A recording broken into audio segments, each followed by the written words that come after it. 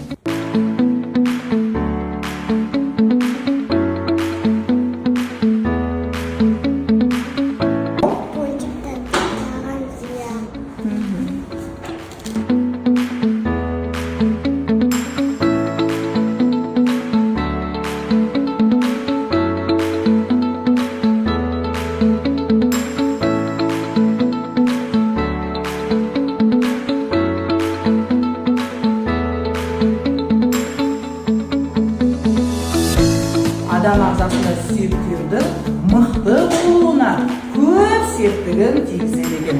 Демек, балық пайдалы тағамға жатады екен балалар.